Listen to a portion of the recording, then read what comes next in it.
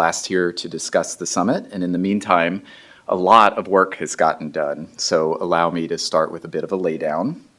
First, I want to reiterate the reasons why we're doing this. As President Biden has said, we're currently at an inflection point when it comes to the future of democracy, both within the United States and around the world. The defining question of this age is whether democracies will continue to deliver for their people in a rapidly changing world. The United States launched the Summit for Democracy process in early 2021 to put new and high-level focus on the need to strengthen democratic institutions, protect human rights, and accelerate the fight against corruption, both at home and abroad. In the 15 months since we held the first Summit for Democracy in December of 2021, the world has witnessed profound change, emerging from a global pandemic and responding decisively as Russia brutally invaded its neighbor Ukraine in violation of the UN Charter. The events of 2022 put in stark relief what we already knew, that democratic government, grounded in the rule of law and the will of the governed, remains, for all its messiness and challenges, the best tool humanity has to unleash human potential, maintain international peace and security, grow prosperity, and uphold human dignity. So given that context, the Second Summit for Democracy will gather leaders from around the world to again shine a spotlight on the need to strengthen democratic resilience and the protection of human rights as a fundamental imperative of our time. It will once again highlight how democracies deliver for their citizens and are best equipped to address the world's most pressing challenges. Now, as of last night, an agenda for the summit went live on the State Department's Summit for Democracy website. That's at www.state.gov/summit-for-democracy. So I'd refer you to that webpage for additional details, including on the event's many themes, speakers, and timing. But let me just say a few brief words on the run of show.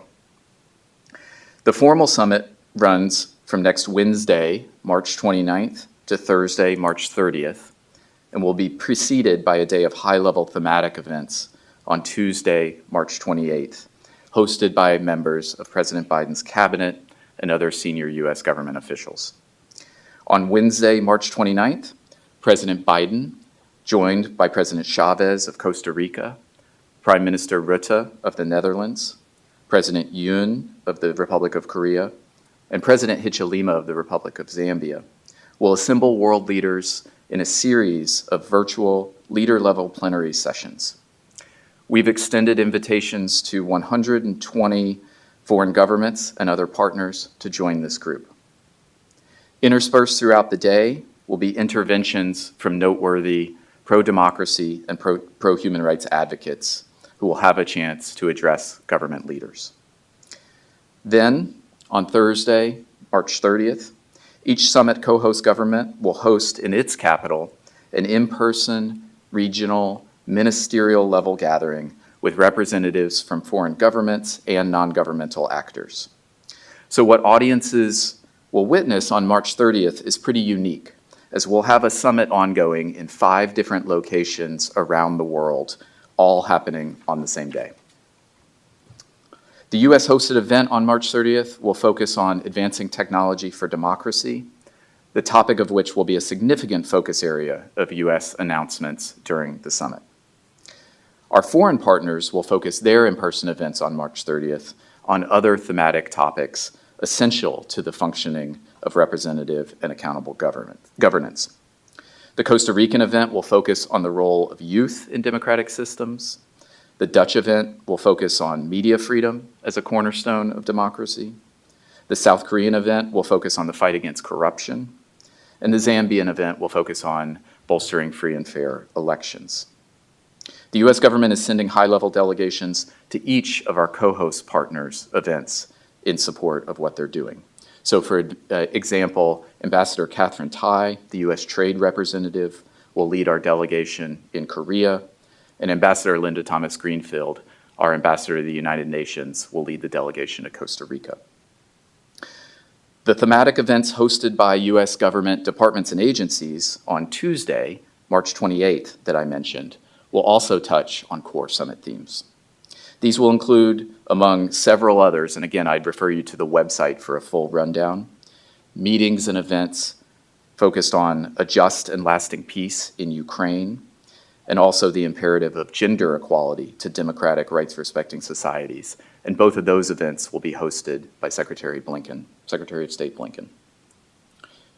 The importance of the fight against corruption, hosted by Treasury Secretary Yellen, and the ways in which the Department of Justice is defending the rule of law from transnational threats, which will come via a speech from Deputy Attorney General Lisa Monaco.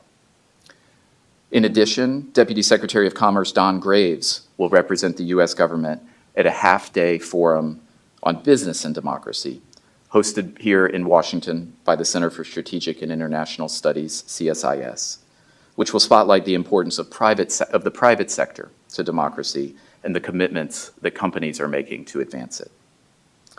On the U.S. side alone, by my count, the summit is likely to involve the participation of nearly 20 of the U.S. government's senior-most officials. But it's also going to include dozens of our foreign government partners and numerous civil society and NGOs from around the world who have come together in their own right to host events on the margins of the summit, starting this week and particularly on Monday of next week, both in Washington and around the world. And I'll close just by saying a few brief words on the announcements we intend to make next week. I don't want to get ahead of the President and other senior officials, but suffice it to say that we're looking forward to announcing a number of new initiatives to demonstrate how the United States is working to advance our pro-democracy and pro-human rights agenda. These announcements will include significant additional financial investment in the Presidential Initiative for Democratic Renewal, which President Biden launched at the first Summit for Democracy with over $400 million in funding. The new funding will enable new and existing initiatives, programs, and policies that support free and independent media, combat corruption, bolster democratic reformers and human rights activists, defend free and fair elections, and ensure that technology works for and not against democratic societies. And as I alluded to previously, we expect to place particular focus on announcements related to our Technology for Democracy agenda during the summit itself. So I'll conclude with that, Doris, and welcome questions. Thank you. Thank you, sir. Thank you for those remarks. We will start the question and answer portion of today's briefing. For those in the room, please raise your hand and wait for the microphone. For those on Zoom, you can also raise your virtual hand, and we will start in the room. Let's start with Alex Rafagulu, Turan News Agency. Thank you so very much, Rob. Thank you so much for coming down here, facing about the results of the conflict, results of the summit. As one of the positive signs is having you here, second time since December. So we're welcoming you here. Are you in a position to break down the list in terms of the countries that are, let's say, left out? They were represented last time, will not be represented this time, and also some of the newcomers, if you don't mind. Sure. And I have some few other tough questions. So, let me know if you want me to throw them all at you now or one by one. You want to take them. So which one? Okay. So I'll just address the question on invitations. As I mentioned, we're inviting around 120 different foreign governments and partners. Our approach to the invitations is, as it was at the first Summit for Democracy, to form a big tent. So we have re-invited all of those governments and partners that were invited to the first summit in December of 2021, and also added 8 new governments from around the world. With each of those, what we've seen is positive steps towards the summit's theme in terms of strengthening democracy and promoting respect for human rights. The new governments are at very different stages in terms of the depth and strength of their democracy, which is true of all of our invitees.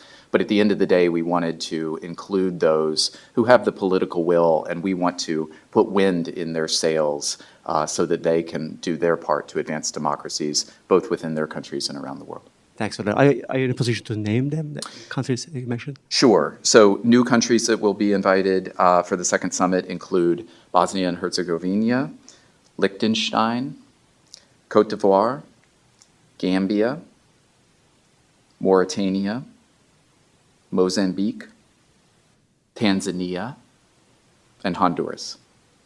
It's extremely helpful. Thank you so very much.